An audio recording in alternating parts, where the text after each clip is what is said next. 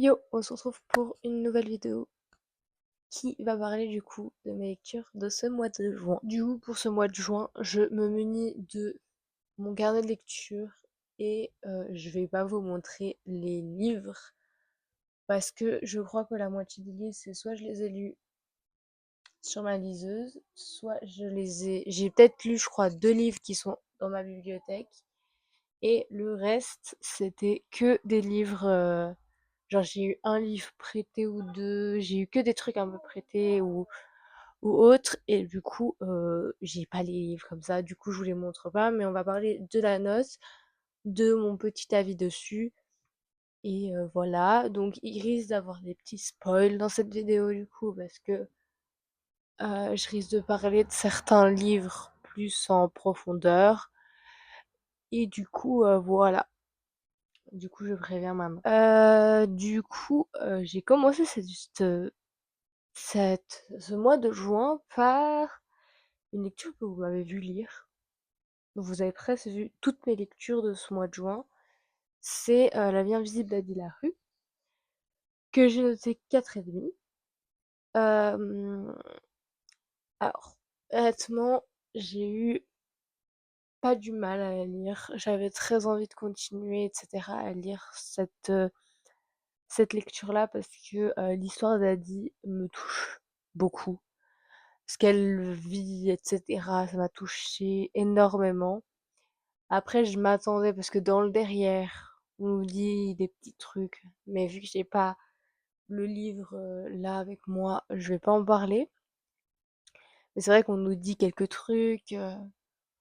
J'ai un peu moins senti la vibe de fuis-moi, je te suis, etc. Avec du coup le dieu ancien, le dieu, un des dieux de la terre, etc. J'ai beaucoup moins, parce que dans le derrière, on dit vraiment qu'il y a un truc de chat et la souris, entre guillemets, avec ce dieu-là, et je l'ai pas trop ressenti. Et c'est pour ça que j'ai mis 4,5 à ce livre, parce que vraiment, je m'attendais vraiment à un gros ouais, je te suivrai jusqu'au bout du monde, je suis là toutes les 30 secondes et tout. Et pas trop, en fait. Donc voilà. Les parties de l'ancien temps, j'avais énormément de mal à les lire parce que du coup, c'est vraiment, comment dire, c'est très ancien, voilà. C'est très ancien et du coup, j'avais extrêmement du mal à lire ça. Du coup, voilà. Je vous ai mis sur une pince, peut-être j'aurais un peu plus de euh, prise en main. Pour la deuxième lecture, c'est celle que vous m'avez aussi vu lire, c'est L'héritier du feu de Sarah J. Maas, que j'ai lu du coup sur ma liseuse, euh, que j'ai noté 4 étoiles. C'est le tome que j'ai préféré à tous les autres. Pour le truc de il y a plus de guerre, il y a plus de trucs, machin, machin, machin, il y a plus de batailles, machin. Après, là, à l'heure d'aujourd'hui, on est le 20 juin. Je suis en train d'essayer, je viens d'essayer de lire le tandem des 2 livres, mais L'héritier de la tempête, là, il est en train de m'énerver, je suis au chapitre 2, hein. Genre, ça ne me donne vraiment pas envie et du coup, j'ai un peu peur. Il y a une vidéo entière qui va être dessus, heu, sur, bah, le tandem, ce qui va être, etc., etc. Donc, j'en parlerai peut-être plus sur cette vidéo-là que sur celle-là. Parce que du coup, je les ai pas lus, ils sont en train d'être lus et ils vont pas être terminés avant juillet, je pense. Parce que je pense peut-être, pour pas tomber en panne de lecture, les arrêter et lire quelque chose d'autre. Donc je vais voir. On passe ensuite à un de mes chouchous, enfin une de mes sagas chouchous que j'ai terminé ce mois-ci. C'est Le Dernier Conte. Là, j'ai mis le tome 3 qui est obligatoirement un coup de cœur. Pendant toutes les lectures des Derniers Contes, j'avais l'impression de retourner en enfance et de regarder tous les contes qu'on nous raconte dedans. avec le fait que bah, j'ai juste une autre vision de ce qui se passe en étant adulte et de pouvoir savoir comment les contes se sont vraiment passés parce que je suis au courant que derrière les contes, il y a vraiment on va dire, soit des maladies mentales, soit des trucs, etc., etc. Et du coup, je sais que les histoires qu'on donne aux enfants de Disney ont été changées de la vraie version et de pouvoir un peu en voir une autre version un peu moins édulcorée, un peu plus trash, un peu plus, on va dire, réel aussi, parce que, bon, après, je me doute que c'est pas réel, en tout cas, celle de La Belle et la Bête ou de Blanche ou autre, je sais pas du tout. Si c'est vraiment les vrais contes, et du coup, la princesse est méchante à chaque fois. Mais, du coup, ouais. C'est vraiment des coups de cœur pour moi, ces trucs, parce que j'ai vraiment l'impression de retomber en enfance et regarder des contes, quoi. Donc voilà. Ensuite, j'ai enchaîné que j'ai un peu intercalé les deux ensemble, les sept sœurs, avec le tome 6 de La Sœur du Soleil, que j'ai noté 3 étoiles. J'ai un peu plus aimé par rapport aux autres histoires parce qu'on parlait plus de choses qui nous touchent à l'heure d'aujourd'hui. La drogue, l'alcool, ces problèmes-là, en fait. Et aussi les problèmes de notoriété publique, quand t'es célèbre, etc., etc. Et du coup, j'ai été un peu plus touchée par ces thèmes-là par rapport aux autres chapitres, enfin aux autres tomes qu'il y avait.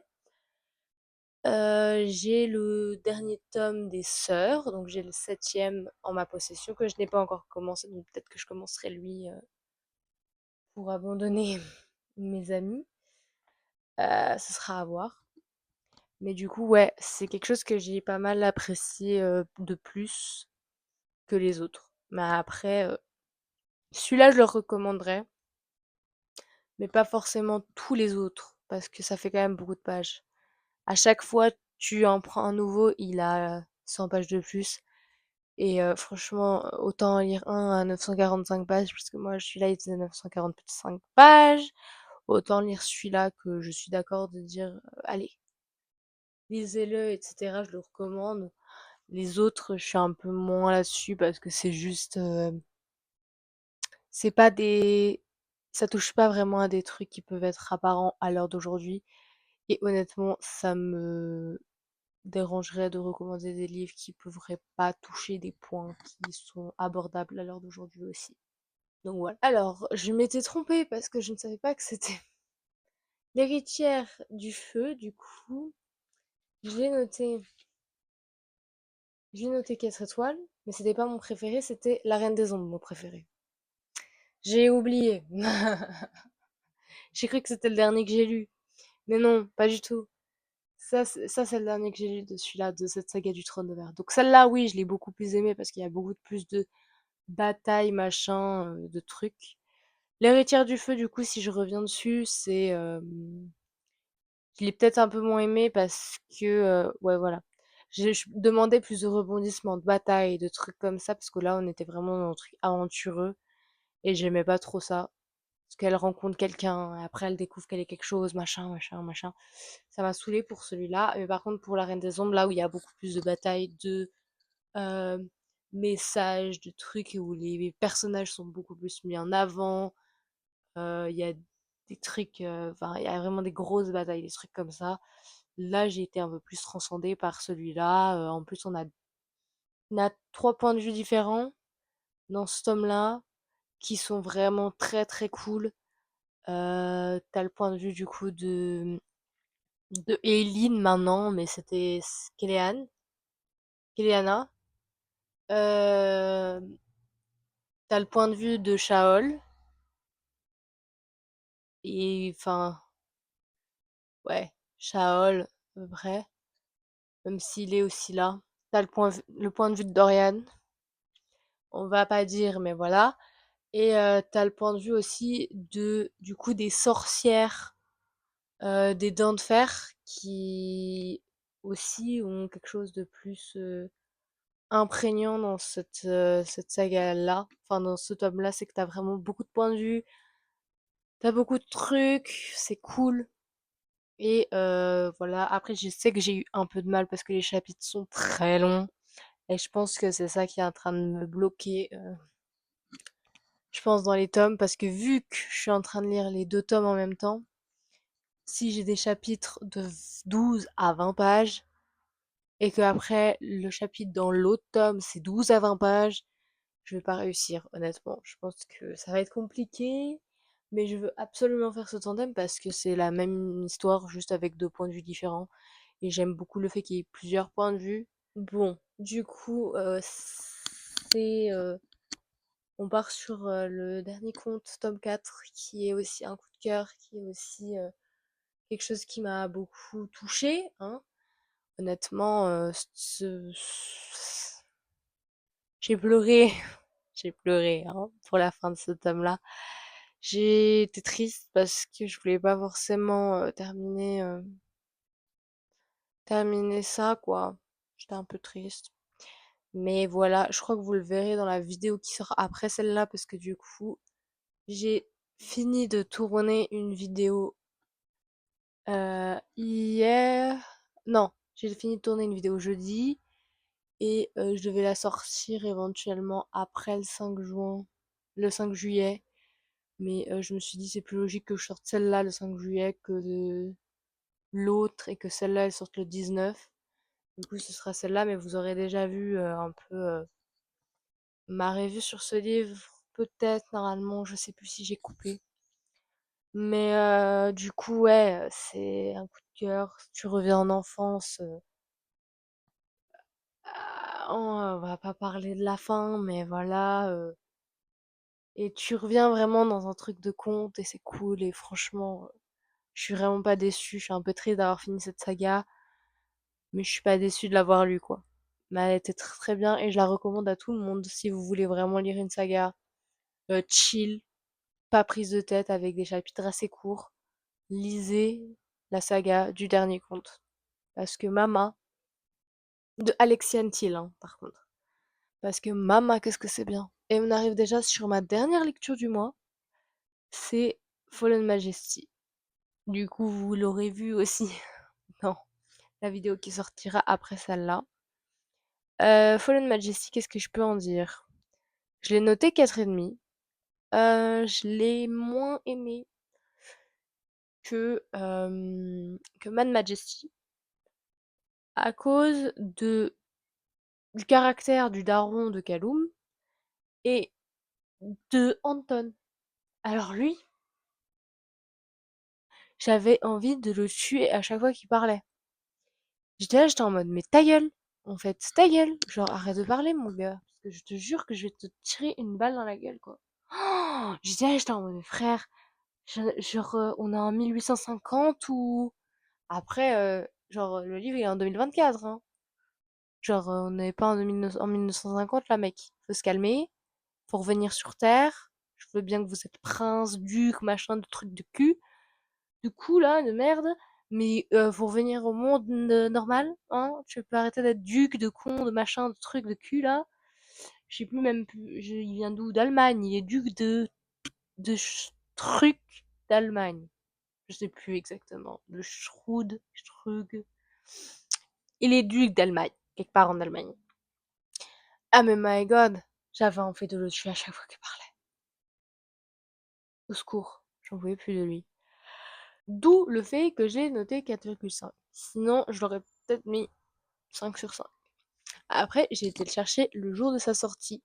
Vous l'avez vu, j'ai été le chercher le jour de sa sortie. C'est les shorts que je vous ai montrés. D'ailleurs, normalement, la semaine là où je vous parle, demain, il y a la vidéo qui sort. Il y a une vidéo qui sort demain sur du coup finissons nos sagas. Donc c'est là où vous verrez du coup le début, donc le dernier Quantum 3 et l'héritière de feu. Et le short qui sort le jeudi d'après, et ben, vous le verrez mon book haul avec le Fallen Majesty. Je vous spoil rien de toute façon, on est le 20 juin là. Le 21 juillet c'est demain. Enfin le 21 juin c'est demain. Il y a la vidéo des sagas qui sort, donc vous aurez déjà vu ce que j'ai lu. Et le short du book haul, il sort la semaine prochaine, normalement. Ouais, il sort le 25. Et vous, ma vidéo, elle sort le 5 juillet. Donc, je vous spoilerai rien. Du coup, c'est good. C'est good, c'est good. Bon, moi je vous laisse sur ça. J'espère que cette vidéo vous a plu. Euh, je vous rappelle, vous voyez cette vidéo en juillet. En août, je fais une petite pause pour voir un peu ce que je dois faire l'année prochaine. Parce que du coup, je ne serai plus en école. Et voir comment je vais devoir m'organiser pour faire des vidéos quand même. Éventuellement, toujours toutes les 2 semaines. Mais du coup, je verrai comment je peux faire par rapport à mon emploi du temps. Si vraiment je fais du contenu, ce sera des shorts, parce que ce sera plus simple à monter, etc. sur mon téléphone quand je serai en vacances. Je vais pas prendre mon ordi. Donc voilà. Mais si vraiment en août il y a quelques trucs qui sortent, ce sera des shorts, mais pas des vidéos comme ça, comme vous me voyez, voilà. Je me fais un petit break sur les vidéos assez où faut que j'ai des idées de vidéos, etc. Et du coup, voilà. Normalement, il y a cette vidéo-là qui va sortir. Il y en a une qui va sortir le 19 juillet, du coup. Euh, Il y en a une qui sortira le 19 juillet et du coup après ce sera les seules vidéos que vous aurez parce que le 2 août, à part si je vous filme quelques trucs le 2 août, pour le 2 août en mode vlog vacances, après vous m'aurez pas pendant 2 semaines.